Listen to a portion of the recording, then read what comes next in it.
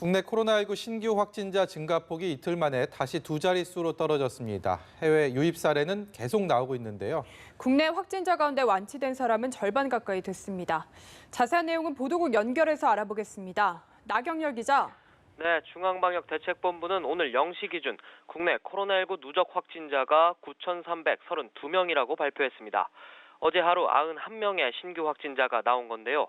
이틀 연속 세 자릿수를 보이던 신규 확진자 증가폭이 다시 두 자릿수로 떨어졌습니다. 신규 확진자는 대구가 34명으로 가장 많았고 서울 12명, 경기 11명, 경북 9명 등의 순이었습니다.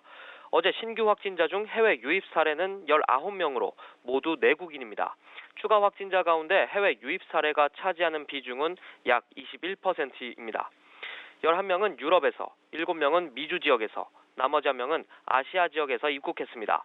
중앙방역대책본부는 이들 가운데 13명이 검역 과정에서 확진 판정을 받았고 나머지 6명은 지역사회에서 해외 유입 사례로 확인된 것이라고 설명했습니다. 지금까지 해외 유입 확진자는 모두 309명으로 이 가운데 내국인은 278명, 외국인은 31명입니다. 국내 코로나19 사망자는 대구와 경북에서 추가로 발생해 모두 141명이 됐습니다. 현재 중증 이상인 환자는 81명으로 이 가운데 인공호흡기 등에 의존하며 치료를 받는 위중한 환자는 56명입니다. 한편 완치된 사람은 384명 늘어나며 4,500명을 넘었습니다. 신규 완치자가 추가 확진자보다 빠르게 증가하며 완치 비율은 50%에 육박했습니다. 현재 검사 중인 의심 환자는 15,000여 명으로 850명 늘었습니다. 중앙방역대책본부는 이번 주말에도 종교 행사 등 밀폐된 장소에서 밀접한 접촉이 일어날 수 있는 활동을 자제해달라고 당부했습니다. 네, 정부가 한국행 비행기 승객 전원에 대해서 발열 검사를 하기로 했다면서요? 이 소식도 전해주시죠.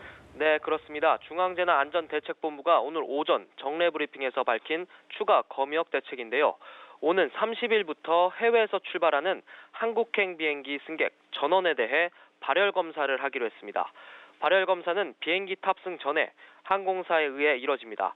체온이 37.5도를 넘으면 비행기에 탈 수 없으며 요금은 환불됩니다.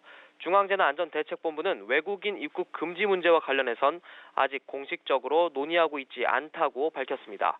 현재까지 입국자 대다수는 우리 국민이고 외국인 입국자에 대해선 강화된 검역 조치를 하고 있어 입국 금지까지는 고려하지 않고 있다고 했습니다. 한편 정부는 유럽이나 미국에서 입국한 자가격리 대상자는 되도록 승용차를 이용해 귀가할 것을 당부했습니다. 승용차 이용이 어려운 경우엔 입국자 전용 공항 리무진 버스나 열차 등을 지원하기로 했습니다. 지방으로 가는 입국자를 위해선 KTX 전용칸을 운영할 것이라고 설명했습니다. 지금까지 보도국에서 전해드렸습니다.